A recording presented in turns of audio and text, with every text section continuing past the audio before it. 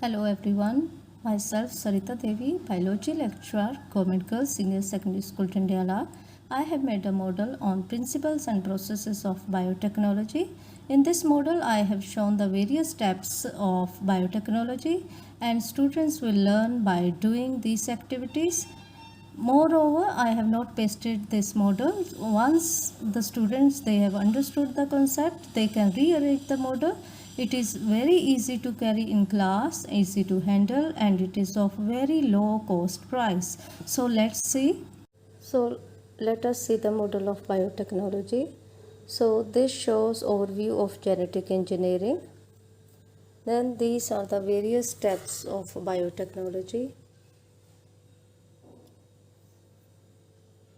These are the various models which will explain the steps which are involved in the biotechnology process. Students will learn all these steps and they will rearrange the model themselves after learning the lesson. So first we should know what is biotechnology. Biotechnology means utilizing technology in the field of biology. So biotechnology uses living cells or their components or enzymes to make the product for human welfare. So overview of genetic engineering. There is a selection and isolation of target gene or gene of interest is taken. It is inserted in the plasmid. They will form the recombinant DNA, then it will be inserted in the host. Then there will be formation of multiple copies of the desired gene, that is known as gene cloning. So our main purpose is to how to extract the gene from the cell, how to insert it in the plasmid, then how to insert this rDNA into the host and make the host competent to receive the rDNA. Then the process will be to obtain the foreign gene product. So we will study all these steps.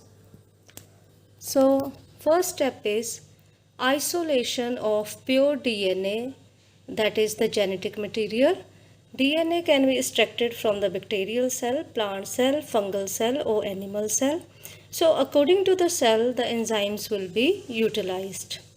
Here I have shown the method to extract DNA from the cell, and chilled ethanol will be added and DNA will be extracted out by the process of spooling.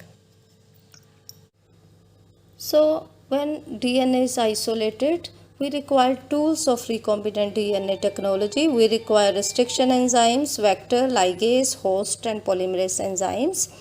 The next step is cutting of the DNA at specific locations with the help of molecular scissors that are known as endonucleases. Endonucleases, they cut the DNA in between and by recognizing the palindromic sequences in the DNA. This I have shown the DNA and it is cut at the particular sequences. Now this is the model. This shows how phosphodiester bonds are cut by means of restriction enzymes. This shows how enzyme moves on the DNA and it recognizes the sequence and cuts the DNA according to it. Now we will get multiple copies, these multiple pieces of DNA, and our main purpose is to identify our gene of interest. This will be done with the help of the process gel electrophoresis. Gel electrophoresis will help in separation and isolation of DNA fragments or the genes of interest. So here agarose gel is taken and these are the wells which are made with the help of a comb. So the isolated DNA, they are placed in the wells which are formed, and here the DNA being negatively charged, it will move towards the positive anode. So these DNA will move according to their molecular weights. As a result, the smaller pieces, they will move forward and the larger pieces will remain at the back. So these are the markers of known sequences, and we can identify the gene of interest by matching with it, and that gene of interest can be extracted out. Now how to extract? It is cut by cut with the agarose gel. Our gene of interest is taken. So this process will be here I have shown that agarose gel and our gene of interest. Then this process is known as elution of DNA fragment from a gel. Now we have obtained our gene of interest. Next process will be to amplify our gene of interest. This will be known as polymerase chain reaction. For this polymerase chain reaction, we require primers, nucleotides, DNA, this gene of interest, and here the process of PCR will be explained in details. As a result, we will get from one DNA we will get two copies, and end products of PCR cycle in second cycle they will be utilized to form these 4 copies.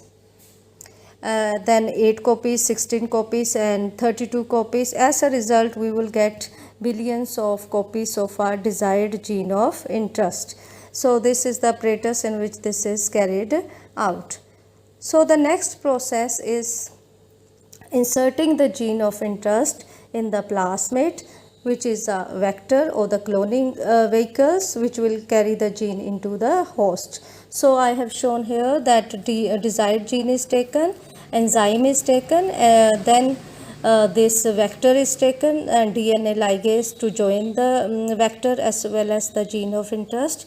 Here I have shown this plasmid, and it is cut by the same enzyme that we have used to cut the DNA gene of interest, and that piece will be inserted in the plasmid.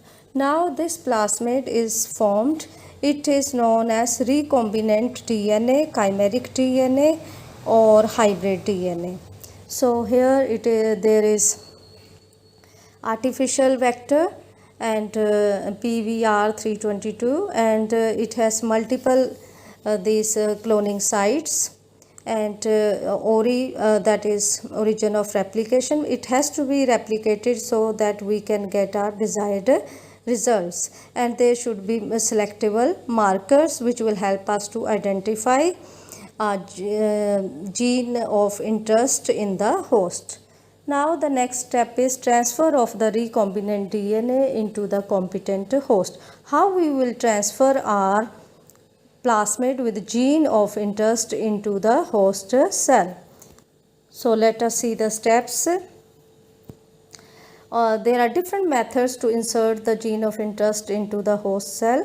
So first is the chemical method. Here in this method, first we will take the plasmid with a insert with our gene of interest, and we will place it in ice cold water, 0 degrees Celsius here. Then suddenly we will take this tube out and place it in a hot water bath at about 42 degrees Celsius. As a result, the membrane of the host cell will have small pores in it through which the vector will enter inside it. Second process is the microinjection. Here DNA is filled in the injection and it is inserted into the cell. Then with the help of electroporation, we can also add the host inside the host the desired gene. So another method is shotgun or gene gun method, in which the interest of gene is coated on the tungsten or the gold projectiles. Here I have shown this plastic device. So this DNA is coated on these projectiles, and these projectiles will be stopped by the second layer. As a result, this gene of interest, it will enter the target cells or the tissues. So now the next step is of selection of the recombinants. So how to see that the desired gene has entered our host cell? So there are three possibilities. First is that there are non-transformates, means that host does not receive any plasmid, or that may be transformates with the non-recombinant, so that means there is no gene of interest in it, but plasmid has ligated itself and entered the host. Third may be that the transformates are with recombinant vector, that means in a plasmid there is a gene of interest, so there is gene of interest. So we can separate the non-transformates from the transformates. So this is non-transformates and these are the two transformates. Now the next step is that we take it on the master plate, and with the help of a filter paper we press it against this master plate. As a result, these imprints will be formed on the master plate. Now we will place these on the ampicillin media, then this plate again on the tetracycline media, and these are the replica plates. Now what we will see, that in the ampicillin containing media, the both of these recombinants will grow because both of them have ampicillin gene. But we have inserted our gene of interest in the tetracycline part. So when these cells are placed in the tetracycline containing media, only the non-recombinants will grow in it, whereas recombinants with the desired gene will not grow, because at that place we have inserted our gene of interest. So from the master plate we have found out that this colony does not grow, and this colony grows in ampicillin, and this colony does not grow in tetracycline media. So here from this we can conclude that the actual plasmid, the host with the plasmid with the gene of interest is this one.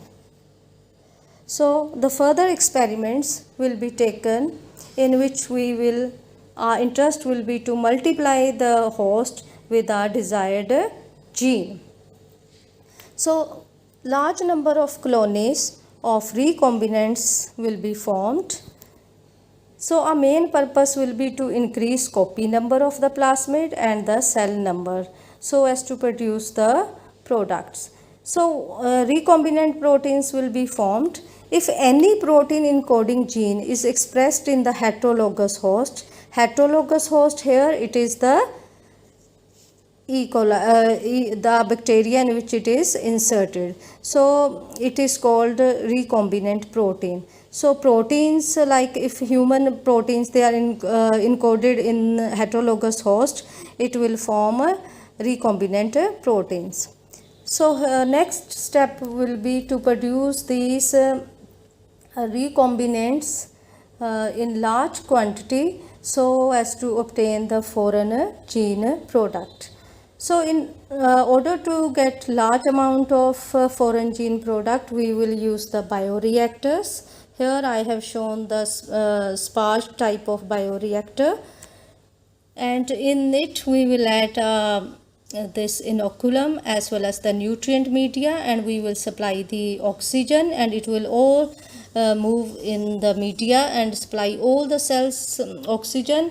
As a result, large amount of E. coli will be harvested in it with our desired gene. On the other side, I have shown the bioreactor. This is the stir tank fermenter. Here there are the blades. The top one is to form foam breaker, and these are the impellers which will rotate so that maximum supply of oxygen is provided to all the cells. These are the cells with a desired gene.